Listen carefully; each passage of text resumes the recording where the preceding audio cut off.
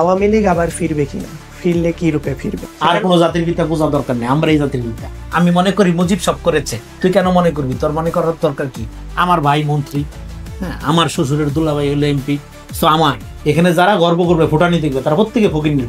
এখানে শেখ মুজিবের দাদাও খেতে হাঁকতো, আপনার দাদাও খেতে হাঁকতো, আমার দাদাও খেতে হাঁকতো, গর্ব করার দরকার নেই। স্পিক উইথ রশিদের আরেকটা এপিসোডে আপনাদেরকে ওয়েলকাম করছি। আপনারা সবসময় আমাদের কন্টেন্ট ভালোবাসেন, ভালো করে দেখেন এবং আপনাদের কমেন্ট কিন্তু আমরা আমাদের সবগুলো সোশ্যাল প্ল্যাটফর্মে দেখতে পাচ্ছি। অ্যান্ড আই বিলিভ যে আপনারা আমাদের কন্টেন্টগুলো সবসময় পছন্দ করবেন, সাবস্ক্রাইব করবেন এবং ছড়িয়ে দেবেন। আজকে আমার সাথে আমার স্টুডিওতে যিনি গেস্ট আছেন তার কথা আমরা সবাই খুব শুনতে পছন্দ করি, স্পেশালি আমরা যারা জেনজি আছি আমাদের মধ্যে ওনার অনেক ক্রেজ। গেস করেন কে? এখন দেখিয়ে দিচ্ছি। আমাদের সাথে আজকে আছেন বিশিষ্ট চিন্তাবিদ গবেষক the one and only Rezaul Karim Roni ভাই। রনি ভাই, স্বাগত আপনাকে আমার পডকাস্টে। কেমন আছেন আপনি? জি আলহামদুলিল্লাহ ভালো আছি, এবং আমাকে আমন্ত্রণ জানানোর জন্য বিশেষভাবে কৃতজ্ঞতা, এবং যারা ধৈর্য ধরে মূল্যবান সময় দিয়ে শুনবেন তাদের প্রতি কৃতজ্ঞতা। একদম, আপনাকে অনেক ধন্যবাদ ভাই। আপনি অনেক ব্যস্ত মানুষ, তারপরেও এসছেন, সময় দিয়েছেন। ভাইয়া, শুরুতে একটু জানতে চাই, আমরা তো 5ই অগস্টের পরে বাংলাদেশে পলিটিক্যাল মিডিয়াতে অনেক চেঞ্জেস আসলো, আমরা অনেক বক্তা পেলাম এবং সো কল্ড বাক স্বাধীনতা যেটা আমরা এখন এনজয় করছি। আপনি ভাইয়া সবসময় খুব কাট কাট কথা বলেন, খুব ফ্যাক্ট বলেন, কোনো সুগার কোটিং করেন না, একবারে ডিরেক্ট বলে দেন। এই যে এই বলাটার আমরা অনেকেই ফ্যান, আপনার কথা আমরা সবসময় শুনতে চাই। আপনার কি মনে হয় বাকি বক্তাদেরও সবার এরকম হওয়া উচিত? এটা ডিফিকাল্ট কোশ্চেন আমার জন্য, কারণ হলো আমি মনে করি অনলি ডাক্তার এবং মানে উকিল এই দুইজন উপদেশ দিবে, এর বাইরে যদি কেউ উপদেশ দেয় লোক বুঝতে হবে লোকটা মতলব খারাপ, উপদেশ দেওয়ার রাইটই কারণ নেই। সো অন্য বক্তারা কীভাবে বলবে এটা আপস টু দেম, এটা তাদের বিজনেস। এবং আমি উপদেশ দেওয়াকে খুবই অপছন্দ করি। এবং আমাদের এখানে এই যে জেনজির একটা অভ্যুত্থান হইল, জেনজিরা যদি মুরব্বীদের উপদেশ শুনতো তাহলে জীবনে অভ্যুত্থান হইতো না। তো ফলে উপদেশটা মানে জেনজিরা যেটা করছে, তারা তাদের সলিডারিটিটা, তাদের বিবেকটা তারা ইন্ডিপেন্ডেন্টলি কাজে লাগাইছে। মুরব্বীদের কথা শুনলে বলতে হয় ওখানে গুলি হইতেছে, জগেন্দাম যাইস না, করে থাক। সো এটা হইতো না, কন্টিনিউ করতে হাসিনার এই রেজিম। সো এইটা একটা। আর একটা হলো যে আমি কাট কথা বলি কিনা জানি না, আমি যেটা প্রিন্সিপাল মানে ফলো করি সেটা হলো যে এটা যে আগে বললেন যে অন্যরা কি বলবে এই ব্যাপারে কোনো কিছু বলার রাইটস আমার নাই, মানে আমি এটা জাজ করার এখতিয়ার রাখি না। আমি শুধু আমার নিজের ব্যাপারটা শেয়ার করতে পারি। তারপরেও এটা সবচেয়ে অপছন্দের কাজ আমার, নিজের ব্যাপারে কথা বলা।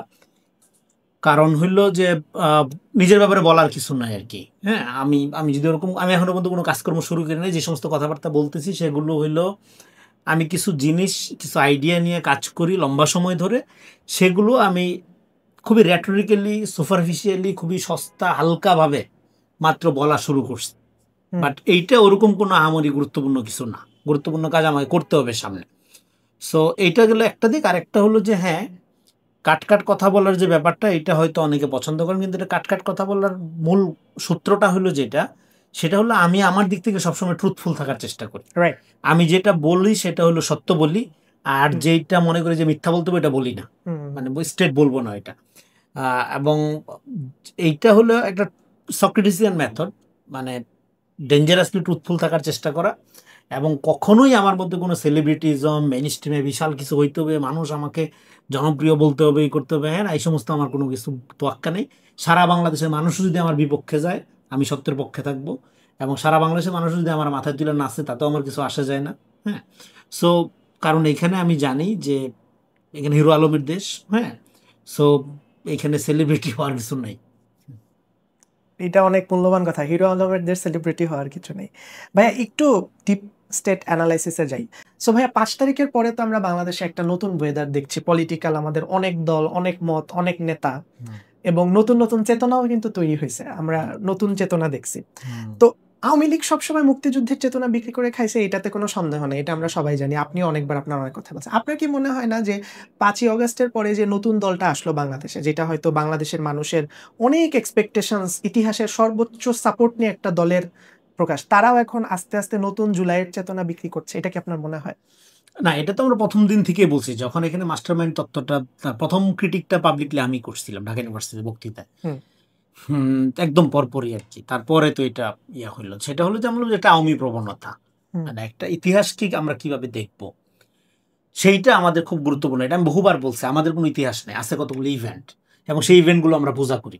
71, 90, 24 ইভেন্ট পূজার মধ্য দিয়ে এই জাতির কোনো মুক্তি হবে না। আমাদের মনে রাখতে হবে যে ইতিহাসের ঘটনাটা কি ঘটে। ইতিহাসে একটা জাতি দাঁড়ায়, সমষ্টি দাঁড়ায়। সেই সমষ্টির জন্য যখন আমরা একটা ব্যক্তি বা একাধিক গোষ্ঠী বা একাধিক দল, একটা দলকে এই পুরো ক্রেডিটটা দিয়ে দিব, বা আমরা দলটাকে সামনে রেখে ইতিহাসটা বয়ান করব, বা একটা ইভেন্টকে ইতিহাস আকারে চর্চা করব, তখন সে স্বাভাবিকভাবে ক্ষমতা দখল করবে। কারণ যে ইতিহাস দখল করে সেই ক্ষমতা দখল করে। ফলে আমাদের এখানে বাংলাদেশের এমন একটা জাতীয় ইতিহাস নেই। সিম্পলি বলি, যেমন ধরেন আপনি রুশ জাতির ইতিহাস পড়বেন, ভারতীয় জাতির ইতিহাস পড়বেন, আপনি আরব জাতির ইতিহাস পড়বেন, হ্যাঁ, কিন্তু আপনি কি বাংলাদেশের জাতির ইতিহাস পড়েন? মানে ধরেন মরক্কোর একটা লোক, আপনার কি ওরে আপনি কি দিবেন পড়তে? মহান মুক্তিযুদ্ধের চেতনা, 90-এর 24-এর এগুলি দিবেন না? আপনার জাতীয় ইতিহাস কই? নাই। আপনার জাতীয় ইতিহাসটা তৈরি করা হয় না। ইতিহাস তৈরি হয় কিভাবে? তৈরি হয় যেটা দিয়ে, সেটা হলো ভেরি মাচ হেগেলিয়ান কনসেপ্ট, সেটা হলো স্পিরিট, যেটার কথা আমরা আবার বলি। স্পিরিটটা কিভাবে কন্টেইন হয়? যখন আপনি একটা ট্রুথটা কন্টেইন করবেন। কিন্তু তা না করে আপনি যখন, ধরেন আমি মিরপুর 10-এ ছিলাম 24-এ, আমার কাছে 24 হলো মিরপুর 10-এ যা দেখছি তাই, কিন্তু যাত্রাবাড়িতে যে ছিল তার কাছে আরো ভয়াবহ অভিজ্ঞতা আছে নিশ্চয়ই। আবার ধরেন ঢাকার বাইরে যে ছিল বা চাঙ্গারপুলে যে ছিল, এক একজনের কাছে এক এক রকম না। কিন্তু এখন আমি আমার এই প্রত্যক্ষ বয়ানটাকে, এটাকে বলে ইম্পিরিও স্টুপিডিটি, মানে ইম্পিরিক্যাল নলেজ। আমি দেখেছি, আমি মনে করি, তুই মনে করার কেডা? তুই তোর মনে করে আসা যায় নাকি? তোর এগাটা কইছে মনে করতে, আইডিয়া নিয়ে কোনো আলাপ নেই। তুই কেন মনে করো সেটা এরকম? আমি মনে করি মুজিব সব করেছে, তুই কেন মনে করবি? তোর মনে করার দরকার কি? তুই এই যে factuality is not actuality, a fact base আলাপ যেটা আমরা করি, এইটার মধ্যে সবসময় যেটা হয় যে অন্ধের হস্তি দর্শনের মতো, ও পাটা ধরে মনে করে যে হাতি খাম্বার মতো।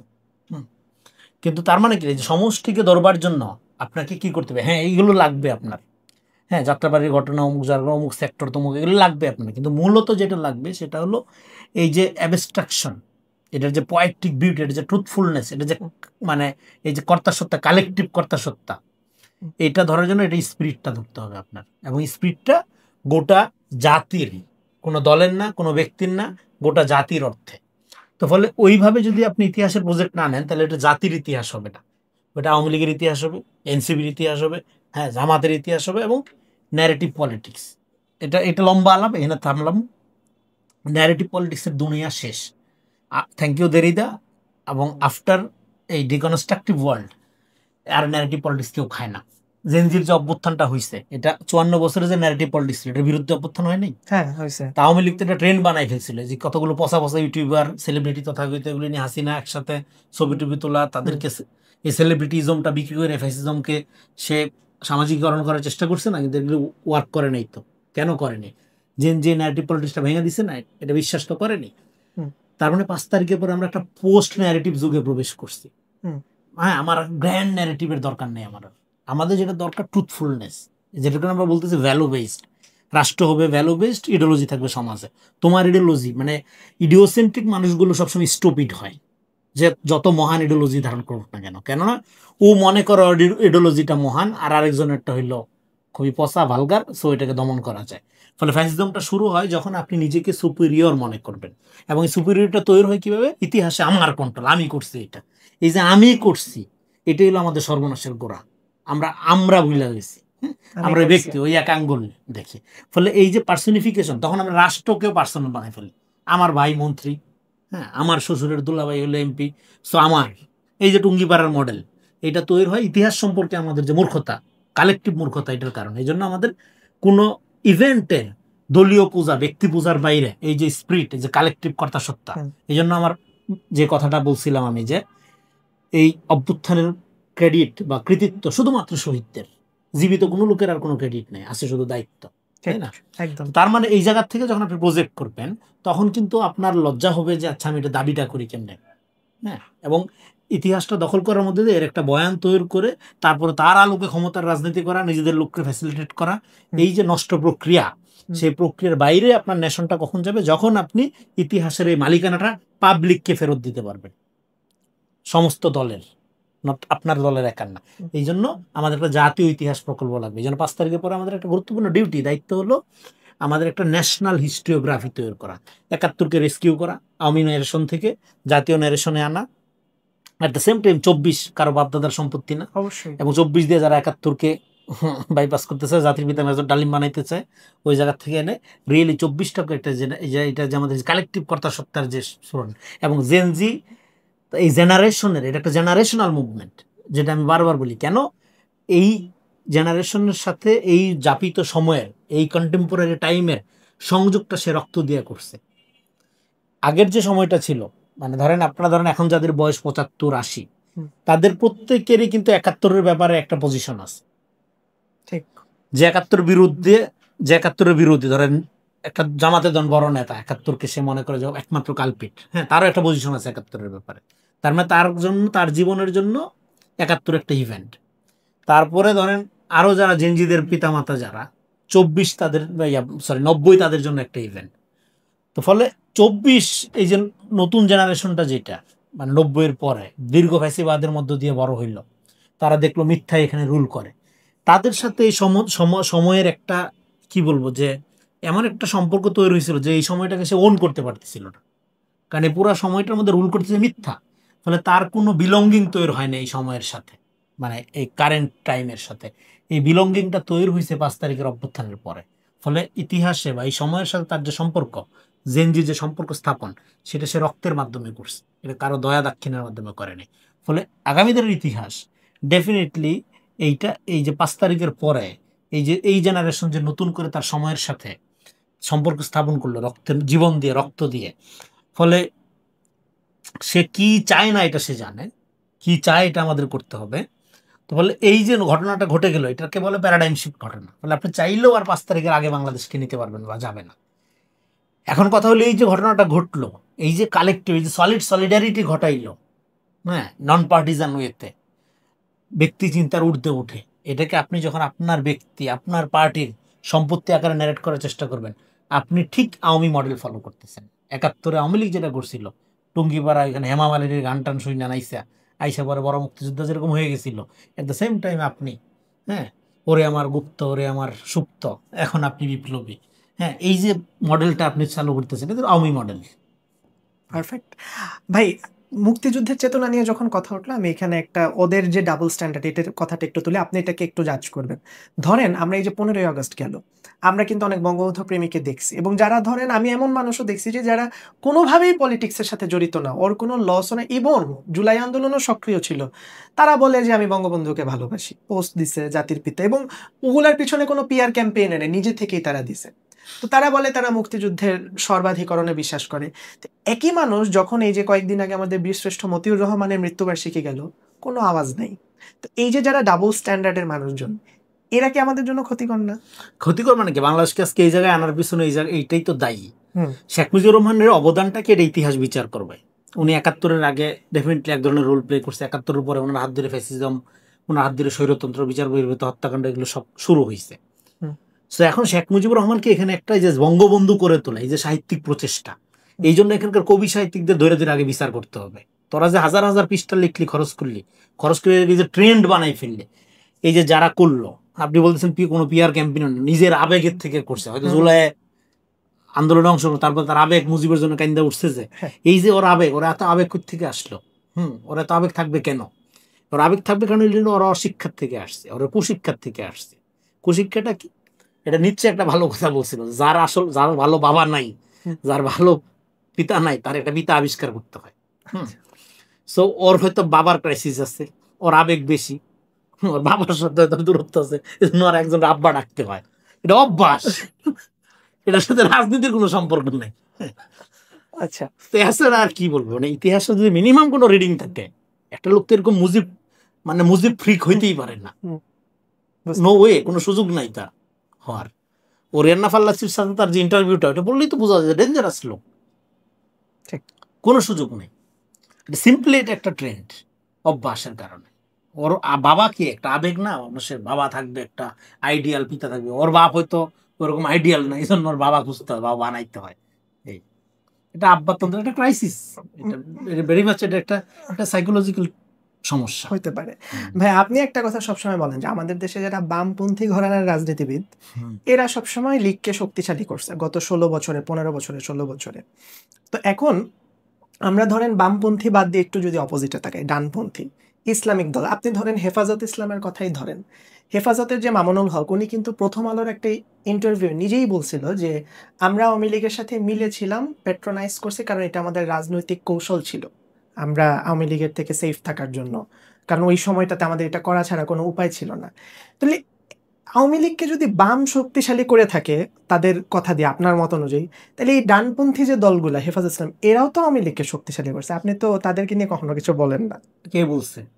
আচ্ছা আমার একটা লেখা আছে, শাপলার শাহবাগী পরিণতি, এবং ওই লেখাটা হাজার হাজার শেয়ার হয়েছিল।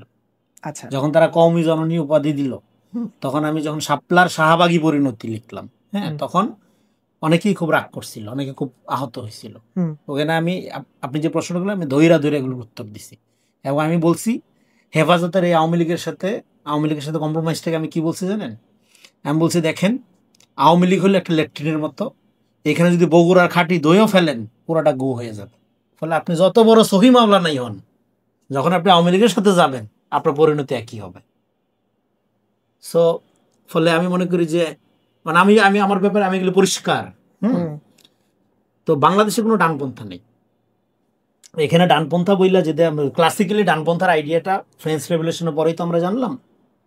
সেখানে ডানপন্থী কারা ছিল? ডানপন্থী বলা হয়তো যারা সামন্ত, প্রভু, এলিট, হুম, এক ধরনের অলিগার, ক্ষমতার কাছাকাছি থাকতো এরা। তো আমাদের এখানে বাংলাদেশি ইসলামীদের যদি ডানপন্থী বলা হয়, এর চেয়ে অন্যায় আর কিছু হয় না। এক আচ্ছা বাটি গরুর গোস্ত দিয়ে কেনা যায়, টাকাও লাগে না। এক বাটি গরু গোস্ত দিলেও শত্রুরে জড়াই দেবে। ডানপন্থী ডানপন্থী দল, হয় কিভাবে? ফ্যানাটিক এগুলো। বাংলাদেশি ইসলাম তো মূলধারাই না, ফিলোসফিক্যালি ইসলামকে মূলধারা করতে হবে আমাদের। হুম, ইসলামকে মূলধারা করা যাচ্ছে না, কারণ হলো এখানে এক ধরনের ব্যবসায়ী দাঁড়াই গেছে, যারা এই যে ক্ষমতাকে সার্ভ করার জন্য রেডি হয়ে যায়। যখন হেফাজতের এই অংশটা আওয়ামী লীগকে বামরা সার্ভ করে কি করে না, এটা পরিষ্কার ইতিহাস, এটা সবাই জানে। বা যাহা বাম তাহাই আওয়ামী লীগ, বা আওয়ামী লীগের মানে বামদের একমাত্র কাণ্ডারি আওয়ামী লীগ, এটা তো এখনো দেখা যাচ্ছে। এবং মাইনরিটি কার্ড, মুজিব কার্ড, সাংস্কৃতিক কার্ড, এগুলো মধ্য দিয়া বামরা আওয়ামী লীগ ছাড়া তাদের আর পোষায় না। কিন্তু আওয়ামী লীগই তাদের সবচেয়ে বেশি অপমানিত করে, সবচেয়ে বেশি জমি দখল করে, সবচেয়ে বেশি ধর্ষণ করে, তারপর আওয়ামী লীগই ভালো ওদের কাছে। ফলে এটা হলো এই নিকৃষ্ট ভিকটিম, ছাত্রে যেটা বলছিল, যে তার অত্যাচারীকে পূজা করে, বা আমরা এরকম নিকৃষ্ট ভিকটিম। এবার আসি এদিকে, ডান দিকে এটাকে মনে হয় স্টকহোম সিনড্রোম বলে সাইকোলজির ভাষায়, যে অত্যাচার করে তাকেই পূজা করি। তো এটা হলো এরকম আর কি। হ্যাঁ, তো বামদের অবস্থা এরকম। এখন এদিকে ইসলামিস্টদের ক্ষেত্রে যেটা বলা হচ্ছে, এই হেফাজত বা এদেরকে, বাংলাদেশে আওয়ামী লীগকে শক্তিশালী করা মানে 75-এর পরে ক্ষমতায় আনার ক্রেডিট কার্ড জামাত ইসলামের। হুম, এটা কামরুজ্জামান সাহেব তার যে বই ফাঁসির সেল থেকে দেখা বাংলাদেশ, সেখানে উনি কিন্তু ভালোভাবে বিশ্লেষণ করছে এবং ব্যাখ্যা করে দেখাইছে যে কৌশলগত কারণে তারা আওয়ামী লীগের সাথে 96 সালে এই সংগ্রাম করার মধ্য দিয়ে এই আওয়ামী লীগকে তারা ক্ষমতায় নিয়ে এসছে। হুম, এরশাদের সময় একবার তারা করতে গেছিল, পরে অল্প দ্রুত ভুল বুঝতে পেরে তারা তাদের লাইনে চলে আসছে। কিন্তু 96 সালে যে ঘটনাটা ঘটলো, হুম, সেইটা জামাতের স্ট্র্যাটেজির কারণে আওয়ামী লীগ ক্ষমতায় 25 বছর পরে ক্ষমতায় আসলো। হুম, তো ক্ষমতায় আসার মধ্য দিয়ে তারপরে তার শুরু হইলো উত্থানটা। ফলে শুধু, আর এবার হেফাজতে যেটা করলো, হেফাজত তো ব্রুটালি গণহত্যা চালানো হয়েছে, এবং সেই গণহত্যার পক্ষে যেভাবে এখানকার সেকুলার, তথাকথিত সেকুলার বিবেক যেভাবে সম্মতি উৎপাদন করেছে, শাহবাগের মধ্য দিয়ে তো এখানকার বুদ্ধিজীবীতে আত্মহত্যা হয়ে গেছে। তো ফলে এখানে ওই হেফাজতের মূল ধারা বা পুরাটাই কওমি জননী উপাধি দেওয়া, তারপরে মাস্টার্স সমমানের সার্টিফিকেটের পক্ষে ছিল, মনে করার কোনো কারণ নেই। এটা লালখান বাজার মাদ্রাসা এবং হাটহাজারির একটা বড় অংশ হুম, এটা বিরোধিতা করছে, ওই হ্যাঁ, সময় তারা আন্দোলনও করছে, এখানে ভাঙচুরও হয়েছে। এখানে ঢাকার কিছু লোকজন যারা এই ক্ষমতামুখী বা এই সুবিধামুখী, হ্যাঁ, যে রেফারেন্স আপনি বললেন, এটা তাদের চিন্তা ছিল, তাদের ইয়া ছিল এটাকে। ফলে ফুল কওমি ঘরানার বা ফুল হেফাজতের সিদ্ধান্ত এটা মনে করার কোনো কারণ নেই। হুম, এরপরে হেফাজতে ইসলাম কি আর ওইভাবে ইউনাইটেড ভাবে শক্তিশালীভাবে দাঁড়াইছে এই ঘটনার পরে, না, বা অভ্যুত্থানের পরে তো 1 বছর হয়ে গেল, ওইভাবে কি আর দাঁড়াইতে দেখা যাচ্ছে? না, কেন দেখা যায়নি? কারণ ওদের হলো, নেতাও তো মুক্তি পাইছে, কিন্তু কিন্তু এবার দাঁড়িয়ে দেখা যায় না, কারণ হলো ওই ঘটনাগুলোর কারণে তাদের মধ্যে ওই ঐক্যের জায়গাটা আর নাই। যারা এই আওয়ামী লীগের সাথে টিকে থাকার নীতিকে কৌশল মনে করছিল, ওই যে বগুড়ার দই ঢেলা দেওয়া লিট্টি, হুম, হ্যাঁ, তারা তাদেরকে আটহাজারি, লালখান বাজার মাদ্রাসা এবং অন্যান্য আর অনেকেই বর্জন করছে। ফলে একই রকম না সবার পজিশনটা আওয়ামী লীগের ব্যাপারে, রাইট? এটা গেল একটা। অন্যদিকে আমাদের এখানে যেটা হলো, বাংলাদেশে ইসলাম প্রশ্নটা সবচেয়ে বেশি ডিল করে কারা? সবচেয়ে বেশি পলিটিক্যালি। জামাত ইসলাম। পলিটিক্যালি কারা ডিল করে? কোন বুদ্ধিজীবীরা? বামপন্থী বুদ্ধিজীবীরা। হ্যাঁ। ফলে এখানে যদি কোনো রাইট উইং থেকেও থাকে, এটা বললো লেফট ড্রিভেন রাইট উইং। আচ্ছা, আমি তো মনেই করি এখানে কোনো রাইট উইং নেই, কারণ এখানে 15-16 বছর যাবৎ এই ইসলামের এই ধারাটা পুরোটা ফাইট করতেছে না গণতান্ত্রিক অধিকারের জন্য, ফ্যাসিজমের বিরুদ্ধে। ফলে ইউরোপ আমেরিকায় যেরকম রাইট উইং বলতে একটা ফ্যাসিবাদী উত্থান বোঝায়, ওর তো নাগরিক অধিকারই নেই, ও ফ্যাসিস্ট হবে কই থেকে? তো 15 বছর যাবৎ মাইর খেতেছে, টুপিদারি দেখলে ওরা পিটানো হচ্ছে, জঙ্গি জামাত বলা হচ্ছে। আরেকটা, এখানকার সেকুলার বুদ্ধিজীবীরা এত শিক্ষিত, হেফাজতের সাথে জামাত ইসলামের পলিটিক্যাল বিরোধ এটা প্রায় 200-300 বছরের পুরানা। হ্যাঁ, এটা তো জামাত নিজেও বলে। আমি জুনায়েদ আল বাবুনগরের একটা ইন্টারভিউ নিয়েছিলাম 4 তারিখে, 5 তারিখে যে ঘটনা ঘটলো 5 মে, 4 মে, হ্যাঁ, একটা ইন্টারভিউ নিয়েছিলাম। সেখানে সে বলছে যে জামাতের সাথে হেফাজতের এই দূরত্ব আকিদাগত, এটা কোনোদিনও মিলবে না। কিন্তু এরা যখন বলে জামাত হেফাজত জঙ্গি একাকার, সব এক, তাদের কাছে এগুলো যে একটা মতাদর্শগত পার্থক্য আছে, একটার সাথে আর একটার যে ডিসকার্সিভ দূরত্ব আছে, এইসব ব্যাপারে তাদের কোনো ইনকোয়ারি নেই, কোনো খবর নেই, তারা হরে ধরে সব। ফলে এখানকার প্রগতিশীলতা, অসাম্প্রদায়িকতা বেসিক্যালি ইসলাম বিদ্বেষ। আবার এই ইসলাম বিদ্বেষের আলোকে এখানে শেষ করি, ইসলাম বিদ্বেষের রিয়েকশনে যে জিনিসটা দাঁড়ায় সেটা হলো আবার ফ্যানাটিক। ফলে এখানে এই জন্য কখনোই এই ইডিওসেন্ট্রিক লেফট উইং, স্টুপিড কলকাতাবাদী এবং বাংলাদেশ জাতীয়তাবাদী লেফট উইং, রবীন্দ্র ফ্যানাটিক, এরা মধ্যপন্থাকে যেমন আন্ডারমাইন করে, অ্যাট দ্য সেম টাইম যারা ইডিওসেন্ট্রিক একটা পলিটিক্যাল ইসলামকে মনে করে যে একটা মূলধারা, তারাও মধ্যপন্থাকে আন্ডারমাইন করে। ফলে এখানে সবসময় সমাজটাকে ডিভাইডেড করা হয়, শাপলা ভাগ ভার্সেস শাহবাগ করা হয়। এখানে কখনোই একটা মধ্যপন্থাকে শক্তিশালী হইতে দেওয়া হয়নি, এটা দুই তরফ থেকে দেওয়া হয়নি। না দেওয়ার কারণে বাংলাদেশে একটা গণতান্ত্রিক স্পেস তৈরি হয়নি। এটা যেটা হয়েছে, এখানে একটা কালচারাল ফ্যাসিজম, এই যে ক্ষুদ্র শাহবাগী যে একটা জনগোষ্ঠী, তাদের সংস্কৃতিটাই মূল সংস্কৃতি, জাতীয় সংস্কৃতি আকারে বিকশিত হয়েছে। এটা তো হওয়ার কথা না। জাতীয় সংস্কৃতি বিকশিত হবে কিভাবে? জাতীয় সংস্কৃতি হলো একটা সালাদের গামলার মতো, সব থাকবে, টমেটো, গাজর, শশা, ইনক্লুসিভিটি সব থাকবে, এগুলোর মধ্যে বৈচিত্র্য। কিন্তু না, ও খালি গাজর খাবে, আর খালি শাহবাগ, খালি অসাম্প্রদায়িকতা, খালি রবীন্দ্রনাথ। ইকবাল থাকবে না, হামনাথ থাকবে না, ইসলামী কোনো কিছু থাকবে না, আর হিন্দুয়ানি সবকিছু অসাম্প্রদায়িক। ইসলামী যে কোনো এলিমেন্ট ঢুকলেই সাম্প্রদায়িক। এই যে জ্ঞানতাত্ত্বিক আওয়ামীকরণ, এই যে জ্ঞানের আওয়ামীকরণ হয়েছে, এইটার এফেক্টেড বা এটার দ্বারা পুরো দুই তরফের জাতি ক্ষতিগ্রস্ত, দুই তরফের মানসিক ক্ষতিগ্রস্ত হয়েছে। ফলে আমরা, লং স্টোরি কাট শর্ট, আমরা একটা জাতি হওয়ার বদলে দুইটা সম্প্রদায় বিভক্ত হয়ে মারামারি করি, ন্যাশনালিস্টটা দাঁড়ায় নেই। তো এই কারণে আমি বলছি যে আবারও প্রথম কথার মতোই, রাষ্ট্র হবে ভ্যালু বেস, ইডিওলজি থাকবে সমাজ। কিন্তু বামরা এটা মানবে না। বামরা কি মানবে? বামরা অসাম্প্রদায়িক হইতে হবে। অসাম্প্রদায়িকতা একটা বেগ। অসাম্প্রদায়িকতা মানে রাষ্ট্র সাম্প্রদায়িক হবে না, অসাম্প্রদায়িক হবে। রাষ্ট্র ভ্যালু বেসড, ভ্যালু প্লুরাল, সমাজে নানা রকম ভ্যালুস থাকবে, এগুলো সবগুলোকে রাষ্ট্র ধারণ করবে, ভ্যালু প্লুরালিটি ধারণ করবে। কিন্তু এখন হইলো সমাজে এই যে মানে দুই ভাগে বিভক্ত করে একটা আরেকটার বিরুদ্ধে লাগাই দেওয়া, যার মধ্যে যে বাইনারি করা, হ্যাঁ, এই বিভক্তির মধ্য দিয়ে যেটা হয়, এখানে একটা রিয়েকশনারি পলিটিক্স ডেভেলপ করার চেষ্টা করা হচ্ছে। এবং এই রিয়েকশনারি পলিটিক্সটা ডেভেলপ করতেছে লেফটরা রাইট উইং এর কাঁধে বন্দুক রেখে। মানে রাইট উইং মানে ফ্যানাটিকদের কাঁধে, যাদেরকে আপনার রাইট উইং বলেন, আমি যাদেরকে ফ্যানাটিক বলি, তাদের কাঁধে বন্দুক রেখে। এই ফ্যানাটিকদের, এই পলিটিক্যাল ইসলামিস্টদের প্রধান প্রধান গুরু কারা? প্রত্যেকে লেফটিস্ট, প্রত্যেকে লেফটিস্ট। তারা সবসময় বিপ্লবের স্বপ্ন দেখায় না, বলতেছে না এই সরকারের শপথ নিবে গাছতলায় বাসতলায়, সংবিধান ছুঁড়ে ফেলাই দিবে, এই সেই বলে না অনেক বিপ্লবী কথাবার্তা। কারা? ইসলামিস্টরা বলে গেলি না, সবগুলো হইল বামপন্থী। এমন বাম, পলিটিক্সের সাথে কোনো সম্পর্ক নেই, ও নিজে রাজনীতিটা করবে না, আরেকজনরে দিয়ে করাবে। ফলে এই ফ্যানাটিসিজমটা এখানে যারা চর্চা করতেছে, যারা উস্কায় দিচ্ছে, এরা প্রত্যেকেই পলিটিক্যালি বাংলাদেশকে মানে দাঁড়াইতে না দেওয়ার জন্য যারা কাজ করতেছে, তাদের হাতকে শক্তিশালী করতেছে। এখানে একটা মধ্যপন্থা ডেমোক্রেটিক বাংলাদেশ, যেখানে ধর্ম বর্ণ নির্বিশেষে, নারী পুরুষ নির্বিশেষে সবার জন্য একটা মানবিক মর্যাদা সম্পূর্ণ একটা দেশ করার যে সংগ্রাম আমাদের, সেটাকে আটকাচ্ছে এই দুই তরফের কাওয়ার্ডগুলো, ইন দ্য নেম অফ বুদ্ধিজীবিতা, প্রগতিশীলতা।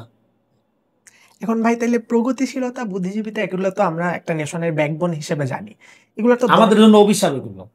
54 বছরে যদি তোমার এত প্রগতিশীলতা এত বুদ্ধিজীবী থাকে, তাহলে বাচ্চাদের জীবন দিতে হয় কেন? তার মানে আমাদের প্রথম দায়িত্ব হইল এই সমস্ত বুদ্ধিজীবীতে এগুলো ত্যাগ করা। এগুলো কোনো এক্সপেরিমেন্টও দরকার নেই, এগুলো আর যাচাই বাছাই দরকার নেই, যাচাই হয়ে গেছে। নতুন বুদ্ধিজীবী তৈরি করতে ডেফিনেটলি। আর কোনো জাতির পিতা বোঝা দরকার নেই, আমরা এই জাতির পিতা, অসুবিধা নেই। বললাম ভাই এখন আমাদের সবার একটা জুজুর ভয়, এবং দিন যত গড়াচ্ছে জুজুর ভয় আরো বাড়তেছে সামনে নির্বাচনকে কেন্দ্র করে। আওয়ামী লীগ আবার ফিরবে কিনা, ফিরলে কি রূপে ফিরবে? আওয়ামী লীগ আর কখনোই ফিরবে না, এটা আমি প্রথম দিন বলেছিলাম, এখনো আমি বিশ্বাস করি। বাট 3টা কার্ড আওয়ামী লীগ খেলে। 1 হলো সাংস্কৃতিক কার্ড, 2 হলো হিন্দু কার্ড, 3 হলো বঙ্গবন্ধু কার্ড। এই 3টা কার্ড যদি আমরা মোকাবেলা করতে পারি ভালোভাবে, মানে 3টা কার্ড খেলা যদি আমরা বন্ধ করতে পারি, আওয়ামী লীগ আর কখনোই ফিরবে না। ফিরবে না মানে না, মানে না, সম্ভব না। যারা ফেরার চেষ্টা করছে, আমি প্রশ্নটা করি আপনাকে, আপনার যে বন্ধু আহত হয়েছে, আপনার চোখের সামনে গুলি খাইছে, আপনার চোখের সামনে ছাত্রলীগের কোপ খাইছে, যে ছেলেটা রামদা দিয়ে দৌড়াইছে, ওরে যদি আপনি রাস্তা দিয়ে যাইতে দেখেন কালকে সকালে ঘুম থেকে উঠে, ওরে কি আপনি ডাইকা চা নাস্তা খাওয়াবেন? চুমা দিবেন ডাইকা 2টা? না সর্বশক্তি দিয়ে ওর আগে যা করার চেষ্টা করবেন? ফলে পলিটিক্যাল পার্টি, রাষ্ট্র, আইন শৃঙ্খলা, এগুলো সব যদি ব্যর্থ হয়, আওয়ামী লীগের যে কিলার মিশন ছাত্র জনতার উপর যে চালাইছিল সে মাসব্যাপী, এটা মাঠে নামার সাথে সাথে এই আহত বন্ধু বান্ধব যারা আছে এবং আহতদের বন্ধু বান্ধব এবং আহত নিজেরা যারা আছে, সংখ্যাটা তো 1-200 না, প্রচুর না, এরা নিজেরাই প্রতিরোধ করবে। এবং এখানে সম্মিলিতভাবে, এবং বিএনপি জামাতের কর্মীরা যে পরিমাণ নির্যাতনের শিকার হয়েছে, ফলে রাষ্ট্র যদি নিজ দায়িত্বে ক্রিমিনালদের ধরে বিচারের ব্যবস্থা নাও করে, মানে এই পার্টি, এই লোকগুলোই আর কি যারা ভিকটিম, তারাই আওয়ামী লীগের দরের উপর রাখবে। কিন্তু আমরা তো অনেক দায়িত্বশীল যারা আমাদের আছেন, সিসি লেভেল বা ডিফেন্স লেভেল, অনেকেই বলে যে আওয়ামী লীগ ছাড়া ইলেকশন গ্রহণযোগ্যতা পাবে না ইন্টারন্যাশনালি প্রপোর্শনের অনুপাতে। এই যুক্তিটাকে আপনি কেমনে দেখেন? কারা বলে এটা? অনেকেই তো বলে, আমাদের সুশীল যারা বলে, প্রথম কথা হলো তাদের প্রাইমারি স্কুলে পাঠাইতে হবে, তারপরে পাগলাগারদ। মানে হিটলারের পতনের পরে হিটলারকে ছাড়া জার্মানির গণতন্ত্র উন্নতি হবে না, এ কথা বললে কি পরিণতি হইতো? বাংলাদেশে যদি আপনি গণতন্ত্র মিন করেন, তাহলে এই কান্ট্রি উইদাউট আওয়ামী লীগ, এখান থেকে শুরু হবে রাজনীতি। আর আপনি বলতেছেন আওয়ামী লীগটা ছাড়া ইনক্লুসিভ ইলেকশন। ইনক্লুসিভনেস মানে বুঝেন আপনি? যারা এই কথাটা বলে তারা গণতন্ত্র মানে বুঝে আওয়ামীতন্ত্র।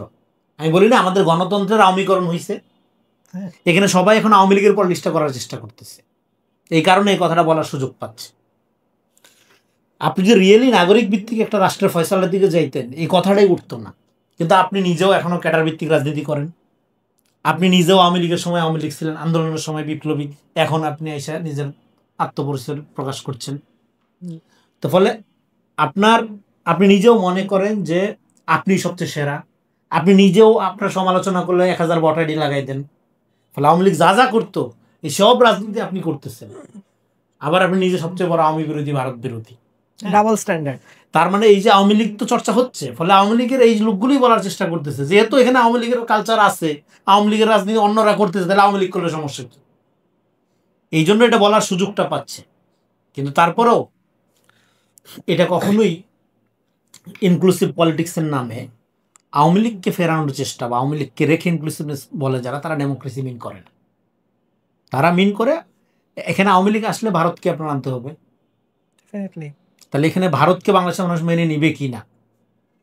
আবার যারা বলে আচ্ছা আওয়ামী লীগকে মানুষ চায় কি না, এটা জনগণকে সিদ্ধান্ত নিতে দেন। 5 তারিখে নেয় নাই সিদ্ধান্ত জনগণ।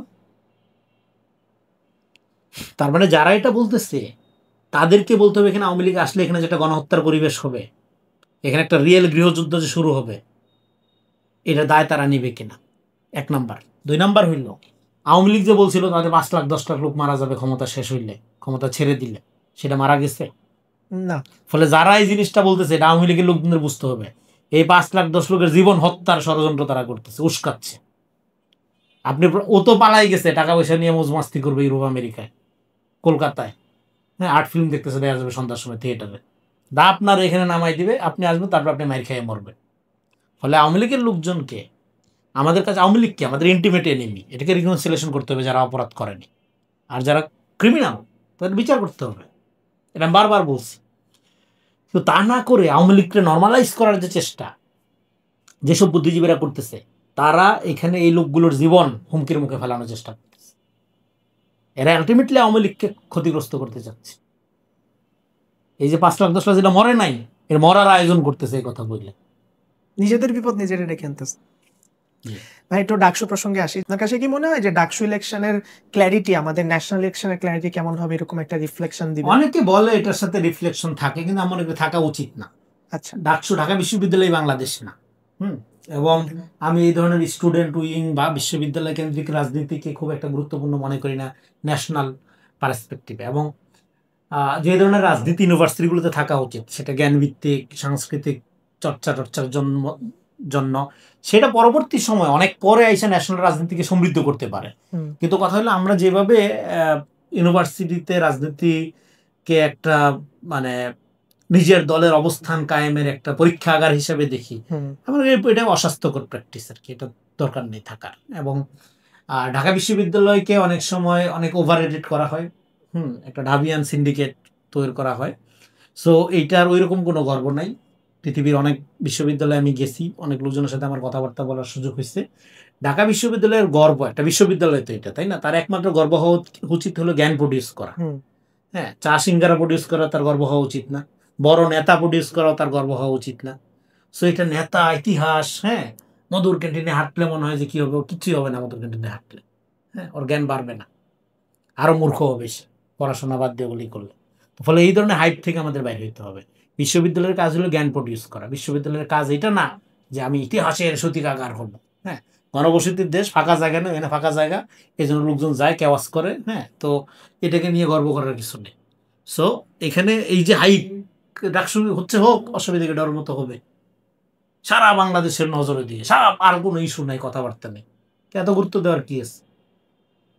এই যে দখল, যে ওইটা হইলে আমার দলের একটা ব্যাপার থাকবে, এই, হ্যাঁ। সো এই জায়গা থেকে বের হয়ে আসে, এটা তো স্বায়ত্তশাসিত প্রতিষ্ঠান, ওখানে নির্বাচন হোক, ওখানে কালাসরের বাপ জিতুক, তার সমস্যা কি? যার খুশি জিতবে, পালপোলামান যারা পছন্দ করে তারা জেতাম, তা না করে, হ্যাঁ, এটাকে এমন একটা জাতীয় অস্তিত্ব প্রেস্টিজের ব্যাপার বানানো। তো এইটা, এই যে আমরা জাতি হিসাবে যে ফ্যানাটিক, যেখানে গুরুত্ব দেওয়া দরকার সেখানে দিচ্ছি না, যেখানে গুরুত্ব না দিলেও চলবে সেখানে সমস্ত মনোযোগ দিয়ে চাপাই পড়ি, হ্যাঁ, এইটা, এটা কি বলবো আমি, বলবো এটা ব্যাড কালচারের প্র্যাকটিস আর কি। পৃথিবীর বহু ইউনিভার্সিটিতে এরকম ইয়া হয়, এত হাইপ আছে নাকি? কয়টা, একটা 40,000 ভোটের একটা ইয়া, হ্যাঁ, তাও ইউনিয়নই তো 40,000, তা ও লোক আছে অনেক ইউনিয়নে, তাই না? তো সেটা এত আলোচিত হয় না, এটা কেন আলোচিত হয়? প্রপার ভোটার পার্টিসিপেশন আরো কম হবে। তো তার মানে কি, তাদের তো ইস্যুই হওয়া উচিত না ন্যাশনালি, তাই না? কিন্তু সেটাকে আমরা একটা মহান ইস্যু বানাই। কিন্তু আমরা তো ভাই 70s ওই সময়ে দেখছি যে যারা ডাকসুতে আসতো তাদের তারাই পরে জাতীয় নির্বাচনে যাইতো বা জাতীয় রাজনীতি। সেই জাতির কি হয়েছে 70-এর পরে? এখন তাই জাতি সোনা বলতেছে রাস্তাঘাটে, এখনো বাচ্চাদের জীবন দিতে হয়, এত গর্ব কই থেকে আসে? এভরি প্রাইড ইজ এ লাই, গর্বের কিছু নেই এখানে। যারা গর্ব করবে, ফুটানি দেখবে, তারা প্রত্যেকে ফকির পুত। এখানে শেখ মুজিবুর দাদাও খেতে হাঁকতো, আপনার দাদাও খেতে হাঁকতো, আমার দাদাও খেতে হাঁকতো, কৃষিভিত্তিক দেশ, আমার সোনার বাংলাদেশ। গর্ব করার দরকার নেই, আপনাকে ন্যাশন বিল্ড আপ করতে হবে। ভাই আপনার সাথে আমার একটা লাস্ট কোশ্চেন আছে, এরপরে আমরা একটা ঝটপট রাউন্ড খেলে শেষ করে ফেলবো। আপনাকে একটা জায়গায় আমি বলতে শুনছিলাম, একটা টক শোতে আপনি বলছিলেন এরকম যে আমাদের দেশে যে যে গতানুগতিক রাজনীতি, মানুষ, মিছিল, মিটিং, এত মানে এইসবের তো দরকার নেই, আমাদেরকে একটু ভিন্ন ধারার কথা চিন্তা করতে হবে, যেখানে প্রোডাক্টিভ হবে। আপনি মনে হয় এটাই সমর্থন করেন। তো বাংলাদেশের মতন একটা দেশে, আমরা তো বাঙালি জাতির ক্যারেক্টার বা যাই বলেন না কেন, অ্যাটমসফিয়ার কেমন আমরা এটা জানি। বাংলাদেশের মতো একটা দেশে কি আসলে আপনি যে এই সুশীল ধারার রাজনীতির কথা বলেন সেটা করা সম্ভব জনগণের পার্সপেক্টিভে? এটা তো জেনজি চায়, এটা আমি একা চাইছি। এই যে রাস্তাঘাটে যে পোস্টার গুলো দেখেন, অমুক নেতার সালাম নিবেন, ওরা সালাম দিতে বলছে কেউ, ওরা দেখলে থাপড়াইতে মন চায়, হ্যাঁ, সালাম দিয়া বসে রয়েছে, পোস্টারটা মানে ভৈরা ফেলছে, দেখতে ভালো লাগে না? কোনো ভদ্রলোক, কোনো সভ্য লোক গাছের ডালায় পোস্টার, অমুক সব বাথরুমের সিপায় পোস্টার, সমস্ত জায়গায় পোস্টার দিয়ে ভরে রাখছে। যে এই যে প্রদর্শনের আকাঙ্ক্ষা, এটাতে কি করবে? এটা তো হিরো আলম মডেল। এটা রাজনীতি, এটা হওয়ার কথা। রাজনীতি তো ফিলান্থ্রপি অ্যাজ পলিটিক্স, রাজনীতি সবাই করার দরকার নেই। রাজনীতি করা মানে হলো আপনার লাইফকে স্যাক্রিফাইস করা, ইটস আ সিরিয়াস বিজনেস। বুস্টারিং করতে যাচ্ছেন কেন? আপনি তো রেগুলারলি পাবলিককে সার্ভ করবেন, তাই না? তা বুস্টারিং দরকার কি? তার মানে আপনি রাজনীতি যে অন্য কিছু মিন করেন, এই জন্য আপনার পোস্টারিং লাগে। আপনি যখন রাজনীতি মিন করবেন তখন এগুলো লাগবে না। এখন আপনি বলেন আমাদের জাতিগত স্বভাবই এটা। এখন একটা মানুষ গু খায়, ধরেন অভ্যাস তার জীবন গুই খাবে, সে আপনি বলবেন না জিনিসটা অস্বাস্থ্যকর, খাইস না? আপনি দামাবেন তো, বলতে হবে যে বলছি, শুনলে শুনবে, না শুনলে নেই। ফ্যান্টাস্টিক ভাই, আপনার সাথে কথা বললে আসলে অনেক কিছুই বেরোয় আসবে। আই উইশ যে আরো অনেকক্ষণ কথা বলতে পারতাম, বাট টাইম আমাদের সবসময় সাপোর্ট করবে না। লাস্ট একটা করব আপনার সাথে, মজার রাউন্ড এটা। আমি আপনাকে বাংলাদেশে কয়েকজন ইয়াং পলিটিশিয়ানের নাম বলবো, আপনার যেটা মনে হয় যে এদের মধ্যে কি ঘাটতি আছে, আপনি এদেরকে যদি কিছু একটা ডোনেট করতে পারতেন, এনিথিং, সেটা যে কোনো কিছু, আপনার গুণ হইতে হবে এমন না, যে কোনো কিছু আপনি যদি ডোনেট করতে পারবেন, আপনি কি তাকে ডোনেট করতেন, এটা আপনাকে বলতে হবে। শুরু করি। প্রথম নাম নাসিরউদ্দিন পাটোয়ারি। নাসিরুদ্দিন পাটোয়ারি অসাধারণ সংগঠক। আমি ওরা ডোনেট করতাম হইলো কস্টিপ, যাতে মুখটা বন্ধ থাকে। নাম্বার 2 সার্জিস আলম। সার্জিস আলম অভ্যুত্থানের ফেস, খুব ভালো। আমি ওরে বলতাম যে মানে টেলিভিশন মিডিয়া ফোকাসের বাইরে থেকে মাঠে ঘাটে গ্রামে গঞ্জে কিছুদিন কাজকর্ম করা, ফটোশুটের জন্য না, প্র্যাকটিক্যালি। হাসনাত আব্দুল্লাহ। খুবই অনেস্ট ছেলে এবং খুবই ভালো ছেলে, প্রচণ্ড ইমোশনাল। এবং আমি তার প্রতি আমার যেটা থাকবে যে ইমোশন অ্যান্ড পলিটিক্স, এই দুইটার যে ব্যালেন্স, এটা ঠিকঠাক মতো করতে পারলে ভালো করবে সে। তাসনিম জারা। তাসনিম জারা ওকে, সে একটা নতুন রাজনীতি আকাঙ্ক্ষা নিয়ে বাংলাদেশে আসছে, সে লন্ডনে খুব ভালোই ছিল। তাকে বলবো যে এখানে রাজনীতি করা, যে আপনি যেটা বললেন যে বঙ্গ সংস্কৃতি, হ্যাঁ, এখানে ধৈর্য ধরে পড়ে থাকা এবং নিজেকে প্রুফ করার কিছু নাই, বরং নিজের যে আকাঙ্ক্ষাটা এটা বাস্তবায়ন করাটা একটা বড় পরীক্ষা আর কি। সেই পরীক্ষাটা সহজ না, বাংলাদেশে কঠিন কিন্তু অসম্ভব না। লাস্ট নাম মেঘমল্লার বসু। যুক্তিকে জ্ঞান মনে না করা, বিতর্ককে প্রতিভাবন না করা, এবং মানে আমি সেরা, আমি জ্ঞান, আমাদের ডিসকোর্সটা একমাত্র সত্য, সে যাতে বের হয়ে আদব প্রশ্ন আলাপ করাটা আগে শেখা, কথা বলার আগে কথা বলাটা শেখা। যে কোনো একটা জ্ঞানগত বিষয়ে কথা বলার জন্য একটা ডিসকাসিভ ট্রেডিশন রপ্ত করতে হয়, একটা পদ্ধতি, যেটাকে বলে ম্যাথোডোলজিক্যাল এক্সপার্টিস লাগে। সেটা চামড়ার মুখ দিয়ে কথা বললেই কথা মিনিং তৈরি করে না। অবশ্যই আমরা চামড়ার মুখ দিয়ে কথা বলি, কারণ মানুষের ছিদ্রই তো কয়েকটা। তো কিন্তু সেটা হলো বলতে হবে যে প্রপার আন্ডারস্ট্যান্ডিংয়ের ভিত্তিতে, এবং তর্ক করার প্রিন্সিপাল জেতা না, সত্যকে প্রতিষ্ঠিত করা। আই এম আর্গুইং এই কারণে না যে আমি বেশি জানি, আমি এই জন্য আর্গু করি যে I want to establish truth. এই জায়গাটা মাইনা নিলে হয়তো হেদায়েত হইতে পারে। থ্যাংক ইউ সো মাচ ভাই, অনেক ভালো লাগলো। আশা করি পরে কোনো একটা শোতে, অন্য কোনো এপিসোড আবার আপনার সাথে আড্ডা হবে। ভালো থাকবেন। ওকে, থ্যাংক ইউ।